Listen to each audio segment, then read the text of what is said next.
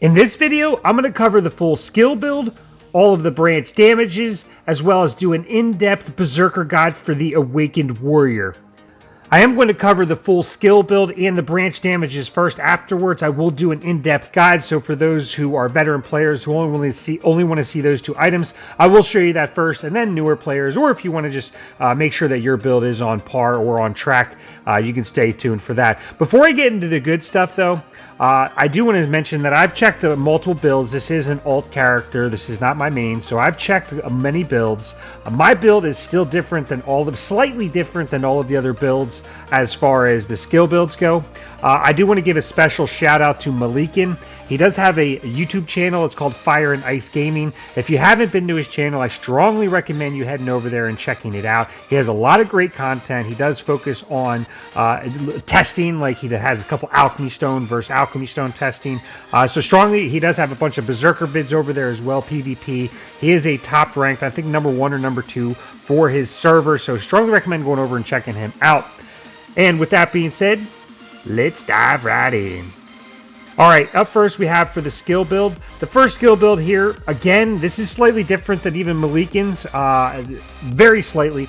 Anyways, I do have Havoc thrust in there right into your off-kilter, and then Vicious Rend, and then Crushing Falcon at the top. That's pretty much your staple combo. Down below we have off-kilter again, and this is your farming, so your grinding farming build. And then Reckoning into Crimson Cyclone. And Malikin doesn't have Crimson Cyclone in his build. It does have a slightly longer animation time, which is why he has it left off. And he also doesn't have off-kilter in the bottom slot. Smithy did have it in the bottom slot. I tried it in the bottom slot. I do like it down there. Off-kilter is just a crazy skill. 1 charge, 2-second cooldown time. It's max 2 attacks. It's crazy skill. Super armor, it's not in the arenas, but it's still vital. And it applies a daze, so when you hit him with that super quick skill, it dazes him. For PvE Farming, it's still great because it does 858% damage and it has such a quick cooldown time. So you can get away with it in the bottom down there. The empty slot at the bottom down there is your super strong, the strongest level 70 skill of them all. You're going to want that in that bottom slot down there. Vengeful Wrath, 1 charge, 120-second cooldown time. And it grants Vengeful Wrath, which heals you for 6,500 HP, which is ridiculous. Reduces 400 HP every 2 seconds for 30 seconds, so you actually lose HP when you activate this skill. It increases your attack by 100 for 30 seconds and grants 10% movement speed for 30 seconds. Reduces the cooldown for evasion by 2 seconds. HP healed and HP reduction skill effects are reduced by 50% in the arenas. So it only heals you in the arena for 3,250, and it only reduces the HP every 2 seconds by 200 for 30 seconds. Cannot be used with other Black Spirit Rage Absorb skill. So you can't use those two skills together. That one increases your AP and DP by 60 each for 30 seconds. You can't use it with this one together. So that is a very, very strong skill. You're going to want to put that in that 4th slot at the bottom down there for your farming build. Up next, we have the PvP. So this is the PvP build. This is, again, it's slightly different than everybody else's. This is what I liked. I did test everybody else's. I tried it out, and I just liked mine different. So again, at the end of the day, make a build that you like. You're going to want to use the majority of the skills that are the meat and potatoes. Just put them in the order that you like them in. Up first, I have Havoc Thrust, just a super strong skill. Your Gap Closer does a lot of damage, gives you super armor, and stuns the target. As soon as you hit him with that, you want to hit him with Off-Kilter twice. This stays him twice. And then into Vicious Rend, which knocks him back twice. And then you hit him with a Crushing Falcon, which knocks him down. Now they're on the ground. Now you can hit him with another Vicious Rend.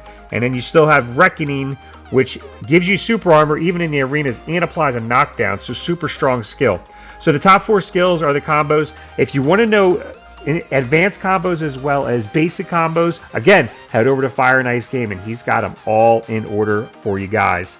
Alright, so that's what I liked. He doesn't have Triumph on his PvP set. I'm going to be honest with you guys. He doesn't have it on there. I do have it on there. It has a little bit of range, decent damage. You do get 4 attacks. It applies that stun and the bounce. So I actually tried it, and I liked it in the setup for PvP. He does not have it. For the 3rd setup down here, this is your Boss Rush. So the top one is Triumph into Vicious Rend, into Crushing Falcon, and then Havoc Thrust actually serves a slightly different purpose for boss rushes. This is more of a, oh shit, get out of dodge skill. So 50% of the time, I want to say you're going to use it to get out of there. I did go in here, try him on level 99 Uraka. He was pretty solid as far as for boss rushing. So I do have Triumph, Vicious Rend, Crushing Falcon, your Havoc Thrust, which about 50% of the time, like I said, you're going to actually use to evade. Rattle is not used in any setup. It's terrible. Ankle Slice as well, terrible. And at the bottom down there, we have Off Kilter, into Reckoning, and then into Crimson Cyclone. And again, he doesn't have Crimson Cyclone in this build. Not many people do, to be honest with you guys. But it does, upon Reckoning, can be following up with Crimson Cyclone to form a combo. So you do get a combo, so it adds a little bit more damage. And in my opinion, as far as damaging skills in this build, I'm not missing any other damaging skill that's very important. And I feel like this one could add some additional damage, especially after you use Off Kilter into your Reckoning. You have an extra second there, maybe two sometimes, where the boss isn't doing anything, so you can hit him with a Crimson Cyclone. And then you can go to your top 4 skills. The top set of skills, so you can rotate. That's just my opinion. Again, rock what you like. This isn't the end-all, be-all skill build, but that is what I'm using. That's what I tried. That's what I like. Like I did go over as well what Fire and Ice, what he's rocking. As far as branch damages, let's go ahead and check those out. So we have AAL, you have Havoc Thrust and Crimson Cyclone. Nothing in Serret. For Lebrev, you have Vicious Rend and Reckoning. And then for Ahib, you have Crushing Falcon. You don't see Triumph in here because of the skill build I'm on at the moment. Triumph would go with Lebrev. So if I can switch the skills up here real quick. That one might have them all. So just moving around a little bit. All right, so you do have Triumph in here, Vicious Rend and Reckoning on Lebrev, and then Crushing Falcon on Ahib. And then, like I said, you have Havoc Thrust and Crimson Cyclone on AAL. And I did test all these 40 times. Fire and Ice, he likes AAL and Ahib. At the moment, Lebrev does do slightly more damage if you're at 215% crit hit damage and you're maxed on crit, which you should be. If you're both of those, Lebrev does do slightly more damage. He does go with AAL and Ahib just because down the road, maxing crit hit damage is going to be a lot easier. So that's the branch damages. I did test them. As far as percentages, you can see them on the screen here. Triumph does 10% more damage than Serret on Lebrev. Vicious Rend for Lebrev does 2% more damage than AAL, so it's very, very small amount, and that is at 215% crit hit damage. That was tested 40 times, so it is a pretty decent number. It's not enough to get a super accurate, but it is a pretty telling that, I mean, you could possibly get away with either one there. Crushing Falcon, Ahib is better by 7% over Serret. Havoc Thrust, AAL is better by 2% over Ahib, so it's not very much there either. Crimson Cyclone, AAL was better by 12% over Serret. And in Reckoning, Lebrev was better by 4% over Ahib. So again, it wasn't a huge amount, but it was a little bit more on Lebrev. So that's the branch damages. If you're a veteran player, that goes over all of the skill builds for you, as well as branch damages on your way out. Hit me with a like, I appreciate it. And leave a comment down below on what skill build you like, as well as what skill you might add or not add in your skill builds. I appreciate it. If you want to see a little bit more of an in-depth build, I am going to go over the gear, the accessories, the enchants, the crystals, the relics, the alchemy stones, the pets, the lightstones, you name it. Let's do it. All right, up first is the gear. I do strongly recommend going for Jin gear for your main character. This is an alt. He is level 67. I do like him a lot. That's why he's got a Jin Laverto. So I have 3 sets of Jin Lavertos for my alts at the moment. I didn't have a chance to enchant it yet. I'm still using dust and residue on the main account. But Jin Laverto gear, weapons, and armor. Jin Gruntle. That's the best you can get as free to play. It does come with 3 crystals. It's going to be your best bang for your buck.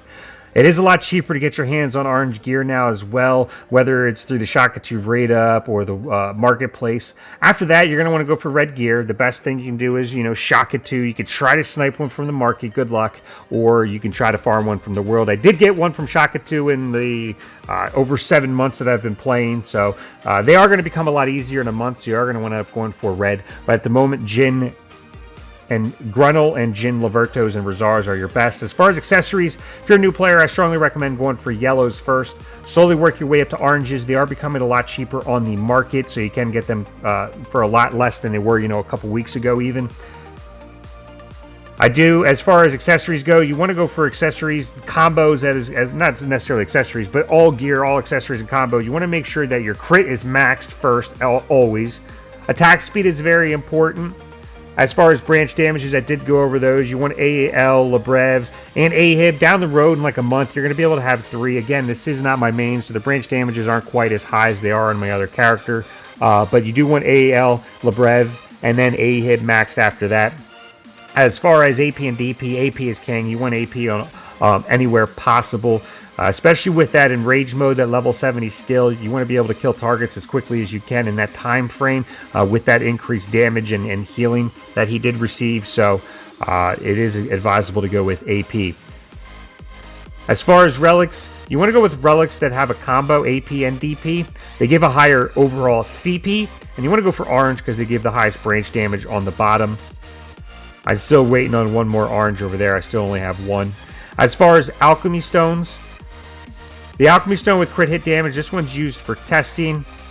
Let's go to my inventory real quick.